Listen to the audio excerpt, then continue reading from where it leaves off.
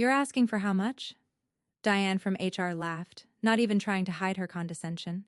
She glanced at my portfolio without really seeing it, then closed it with a dismissive snap. I kept my voice steady despite the heat rising in my cheeks. The market rate for someone with my experience and certifications is $95,000. I'm currently at $72,000 after 4 years with no significant raise.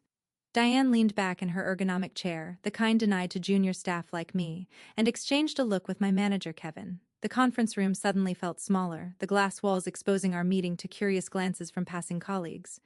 Jessica, Kevin sighed, using that patronizing tone reserved for explaining obvious things to children. You're still considered junior staff. We don't negotiate salaries with junior staff. That's company policy. Junior staff, the label they'd kept me under despite managing our entire client database system for the past 2 years. Despite training 3 new hires, despite working weekends when the CEO needed urgent reports that nobody else knew how to generate.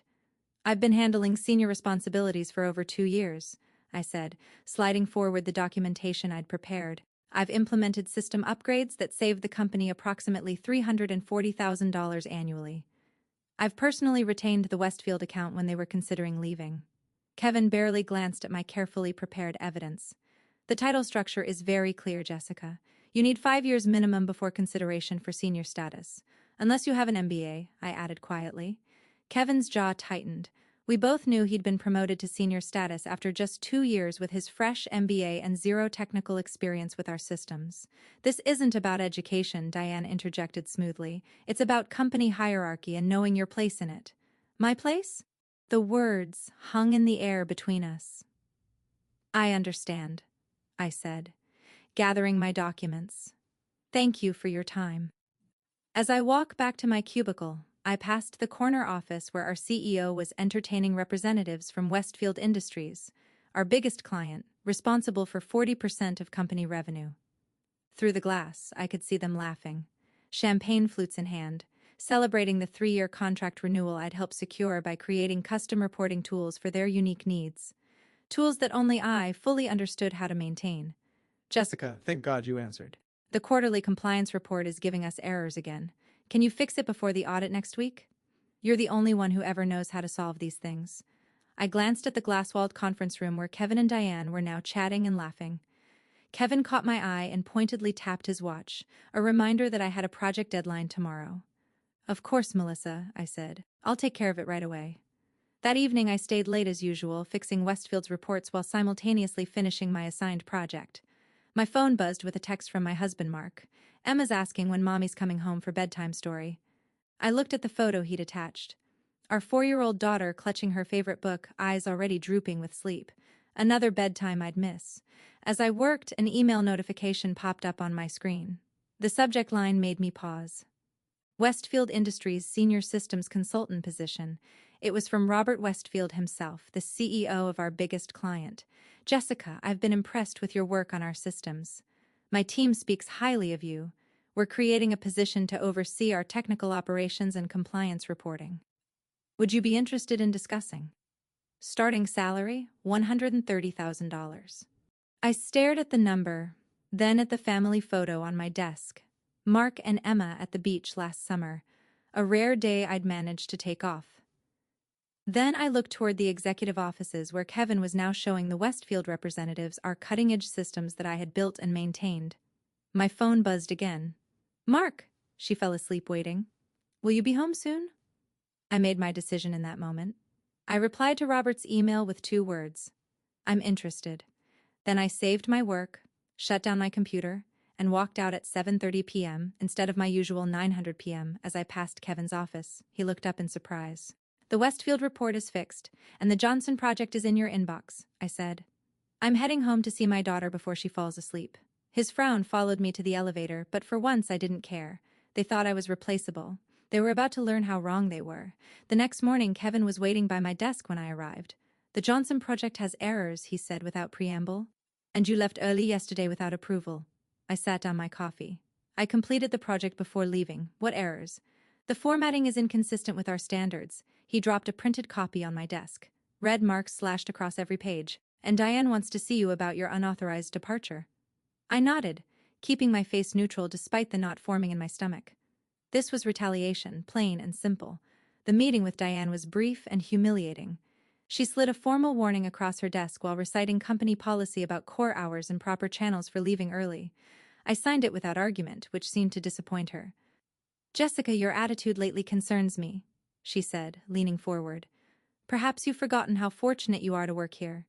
We have a stack of resumes from people who would be grateful for your position." I thought of Emma asking Mark again this morning, "Why does Mommy always work late?" I thought of the Westfield email sitting in my personal inbox. I smiled. "Thank you for the reminder, Diane. Is there anything else?" My calm response clearly unsettled her. She dismissed me with a wave. The next 2 weeks were excruciating. Kevin scrutinized my every deliverable, finding fault with work that had previously earned praise. Assignments that should have gone to me were redistributed. Colleagues who'd once sought my help now avoided eye contact in the break room. Meanwhile, I'd had 2 interviews with Westfield, both conducted during my lunch breaks at a cafe 3 blocks away.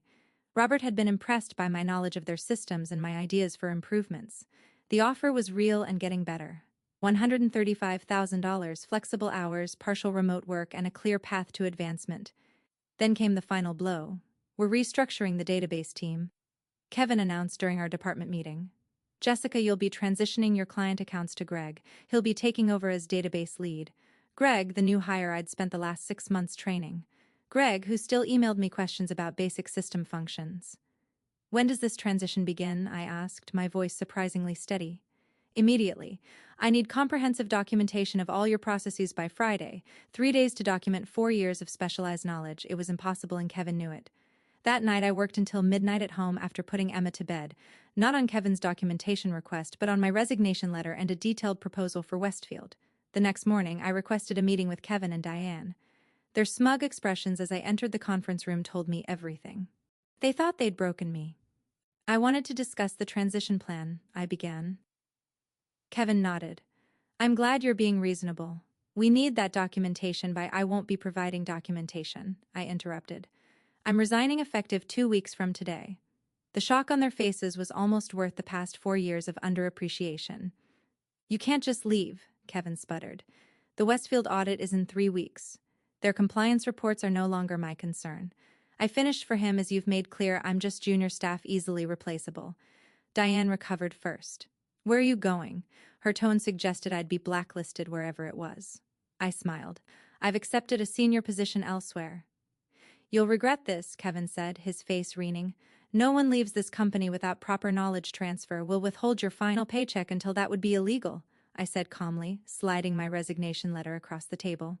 "And I've documented all our conversations about my compensation and treatment just in case."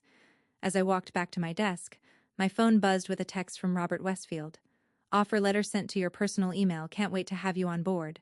P.S. Looking forward to your insights during our audit of your current employer." I smiled.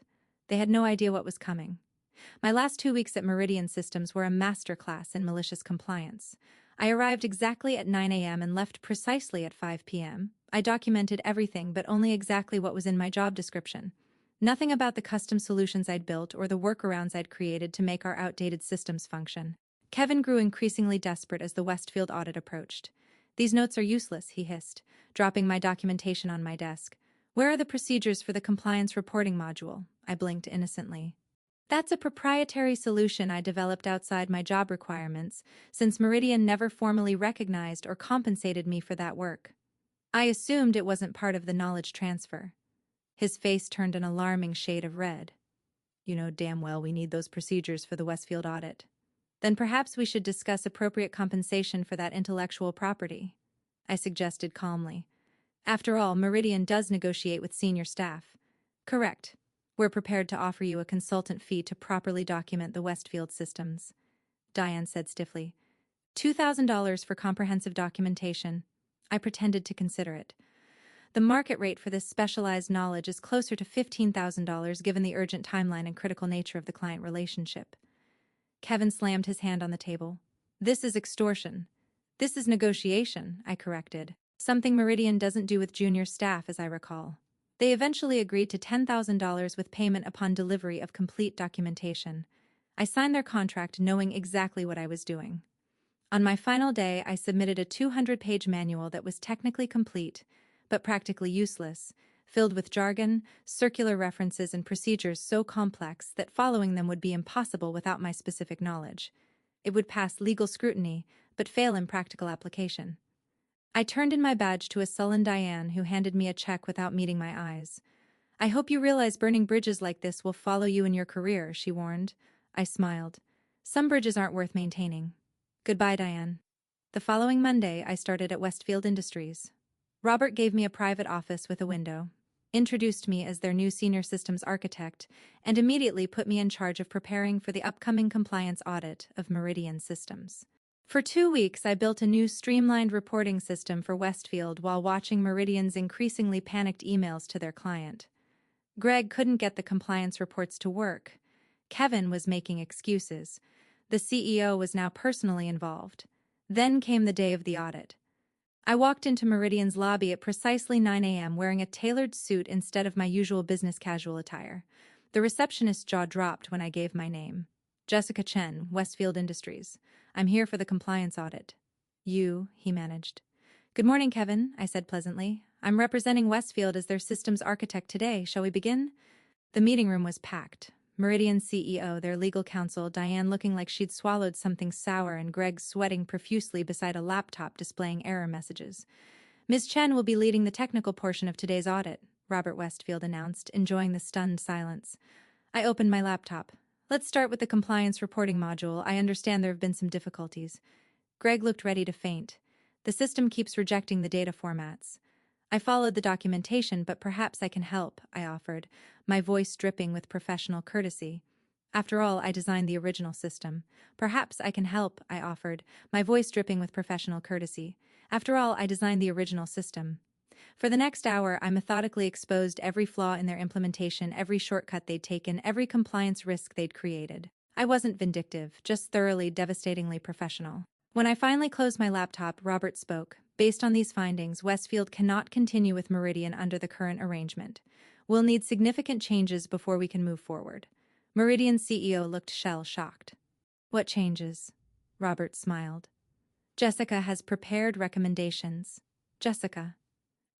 I slid a proposal across the table. "Westfield requires a complete system overhaul implemented by an approved vendor, which I'd be happy to recommend. Estimated cost, $1.2 million. The cost of undervaluing an employee, priceless." The aftermath of the Westfield audit was swift and merciless. Within a week, Meridian stock dropped 18% as news spread that they'd lost their biggest client. The CEO called an emergency board meeting where, according to my former colleague, we still worked there. Kevin and Diane were thrown spectacularly under the bus. The CEO went ballistic, Wee told me over coffee. He kept asking how they let someone with your knowledge walk out the door right before a major audit. Kevin tried blaming you for not documenting properly. But then the CEO asked why they hadn't addressed your compensation requests months ago. I sipped my latte, enjoying the sunshine streaming through the cafe window, a luxury I could now appreciate during my flexible work hours. "And what happened to them?" Wee grinned. "Kevin was demoted. He's now reporting to Greg, who's completely overwhelmed, and Diane was reassigned to the satellite office in Buffalo. Justice had its own elegant symmetry sometimes. My new role at Westfield was everything Meridian had never offered. My ideas were valued, my expertise acknowledged, and most importantly, I was home for dinner with Mark and Emma every night. The extra $63,000 in salary meant we could finally afford to move out of our cramped apartment into a house with a yard where Emma could play. 3 months after the audit, I received a LinkedIn request from Meridian's CEO himself, followed by a message asking if I'd consider consulting for them on their system rebuild. I quoted him my consulting rate, $300 per hour, with a 100-hour minimum commitment. He didn't even attempt to negotiate. The real victory, though, came 6 months later. Westfield hosted an industry conference on compliance technology, and Robert asked me to be the keynote speaker. As I took the stage, I spotted familiar faces in the audience, including Meridian's entire executive team, now clients of the consulting firm I advised on the side. Effective systems aren't just about technology, I told the packed room. They're about valuing the people who build and maintain them. The most expensive mistake a company can make is treating specialized talent as replaceable junior staff. Several executives shifted uncomfortably in their seats. I continued. At Westfield, we've implemented a knowledge equity program that ensures technical contributors are recognized and compensated for their intellectual capital regardless of title or tenure. After my speech, Diane approached me at the reception, her expression carefully neutral. Impressive presentation, Jessica. You've certainly landed on your feet. Thank you, Diane. How's Buffalo? She winced slightly. I'm actually transitioning to a new role. The company is restructuring again. I heard, I said, taking a sip of champagne. I recommended the firm handling the reorganization. Her eyes widened as understanding dawned. I excused myself to join Robert and some potential clients, leaving her standing alone by the hors d'oeuvres. That evening, as I drove home, I called Mark to let him know I was on my way. Emma's got her dance recital costume all laid out for you to see, he said, the smile evident in his voice. And I've got dinner ready. I'll be home in 20 minutes, I promised. Something I could never have said at Meridian. I'll be home in 20 minutes, I promised. Something I could never have said at Meridian. As I pulled into our driveway, I saw Emma's face pressed against the window waiting for me. Inside, Mark had prepared my favorite pasta, and Emma twirled in her sparkly recital costume, chattering about how her teachers said she was the best hopper in the class. Later, after Emma was asleep, Mark and I sat on our new patio, enjoying the evening breeze. I got another offer today, I told him. Westfield's competitor.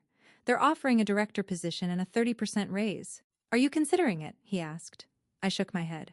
Robert already matched it when I mentioned it to him. Plus, he's adding a development team that will report to me. Mark squeezed my hand. A far cry from junior staff who shouldn't negotiate, huh? I laughed. The funny thing is, I'm actually grateful to Diane and Kevin now. If they hadn't been so dismissive, I might still be there missing Emma's bedtime stories and accepting less than I'm worth. To underestimating you, Mark said, raising his glass. The most expensive mistake they ever made. I clinked my glass against his. And to knowing your value, even when others don't see it yet. As we sat there, I thought about the email I'd received that morning from a junior developer at Meridian asking for mentoring. I'd already replied with an invitation to coffee next week. Some cycles needed to be broken, and I was in a position to break them. They had thought I was replaceable. Their mistake had become my greatest opportunity.